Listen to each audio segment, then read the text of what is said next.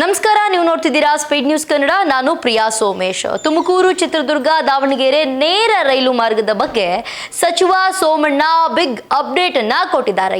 ತುಮಕೂರು, ಚಿತ್ರದುರ್ಗ, ದಾವಣಗೆರೆ ನಡುವಿನ 191 ಕಿಲೋಮೀಟರ್ ನೂತನ ನೇರ ರೈಲು ಮಾರ್ಗದ ಬಗ್ಗೆ ರೈಲ್ವೆ ಖಾತೆಯ ರಾಜ್ಯ ಸಚಿವ ವಿ ಸೋಮಣ್ಣ ಮಹತ್ವದ ಅಪ್ಡೇಟ್ ಒಂದನ್ನ ಕೊಟ್ಟಿದ್ದಾರೆ.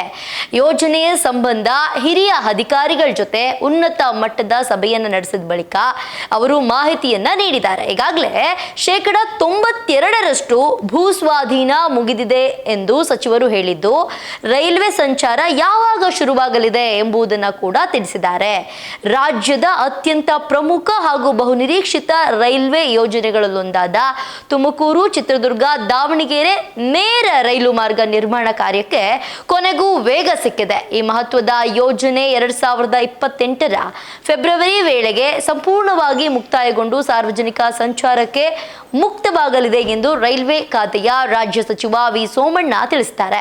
ಬೆಂಗಳೂರು ಹಾಗೆ ತುಮಕೂರು ಜಿಲ್ಲೆಗಳ ವ್ಯಾಪ್ತಿಯಲ್ಲಿ ಪ್ರಗತಿಯಲ್ಲಿರುವಂತಹ ವಿವಿಧ ರೈಲ್ವೆ ಮೂಲ ಸೌಕರ್ಯ ಯೋಜನೆಗಳ ಕುರಿತು ಹಿರಿಯ ಅಧಿಕಾರಿಗಳೊಂದಿಗೆ ನಡೆಸಿದಂತಹ ಉನ್ನತ ಮಟ್ಟದ ಪ್ರಗತಿ ಪರಿಶೀಲನಾ ಸಭೆಯ ಬಳಿಕ ಅವರು ಈ ಮಾಹಿತಿಯನ್ನ ನೀಡಿದ್ದಾರೆ. ಕರ್ನಾಟಕ ಸರ್ಕಾರ ಮತ್ತು ರೈಲ್ವೆ ಇಲಾಖೆಯ ತಲಾ 50% ಆರ್ಥಿಕ ಸಹಭಾಗಿತ್ವದೊಂದಿಗೆ ಒಟ್ಟು 1801 ಕೋಟಿ ರೂಪಾಯಿ ವೆಚ್ಚದಲ್ಲಿ ಈ 191 ಕಿಲೋಮೀಟರ್ ಉದ್ದದ ತುಮಕೂರು, ಚಿತ್ರದುರ್ಗ, ದಾವಣಗೆರೆ ನೇರ ರೈಲು ಮಾರ್ಗ ನಿರ್ಮಿಸಲಾಗ್ತಾ ಇದೆ. ಯೋಜನೆಗೆ ಅಗತ್ಯವಿರುವಂತಹ ಒಟ್ಟು ಭೂಮಿಯ ಪೈಕಿ ಈಗಾಗಲೇ 92%ಕ್ಕೂ ಅಧಿಕ ಭೂಸ್ವಾಧೀನ ಪ್ರಕ್ರಿಯೆ ಯಶಸ್ವಿಯಾಗಿ ಪೂರ್ಣಗೊಂಡಿದೆ.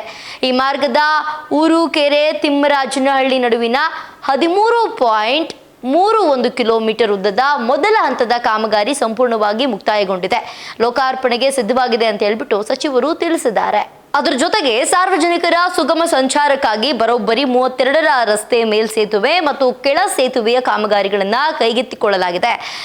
ಪಂಡಿತನಹಳ್ಳಿ, ಮೈದಾಳ, ಬಡ್ಡಿಹಳ್ಳಿ, ಬಡವಾಡಿ, ಹೆಗ್ಗರೆ, ಮಲ್ಲಸಂದ್ರ, ಬೆಂಚ್ಗೆರೆ, ನಿಟ್ಟೂರು, ಮೈಸೂರು, ನಂದಿಹಳ್ಳಿ ಗೇಟ್ ಸೇರಿದಂತೆ ಹಾಸನ ಮತ್ತು ಬಿದಿರಗುಡಿ ಮಾರ್ಗದ BH ರಸ್ತೆಯ ಮೇಲ್ಸೇತುವೆಗಳನ್ನು ಒಳಗೊಂಡ ಈ ಎಲ್ಲಾ ಕಾಮಗಾರಿಗಳನ್ನ 2026-27ರ ನಿಗದಿತ ಕಾಲಮಿತಿಯೊಳಗಡೆ ಪೂರ್ಣಗೊಳಿಸುವಂತೆ ಸಚಿವರು ಅಧಿಕಾರಿಗಳಿಗೆ ಕಟ್ಟುನಿಟ್ಟಿನ ಆದೇಶವನ್ನ ನೀಡಿದ್ದಾರೆ.